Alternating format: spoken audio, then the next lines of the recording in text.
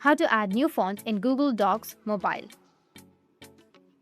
So if you want to add new fonts in your Google Docs Mobile, then what you need to do is first you need to open up your browser, any browser that you're comfortable with. And here you just need to simply search for Google Docs. Once you search, you will get this kind of interface. Go with the first option, which will be workspace.google.com. And you will get this kind of interface. Now you need to go with the top right, which has that three dots. And from the top, you need to scroll down a bit and make sure that you've selected desktop site. Once you do that, sign in with your Google account. If you haven't already, then open the document where you want to add new fonts and select the text that you want to change. Or if you have the application, you can just simply open up your Google Docs application. It will be easy for you.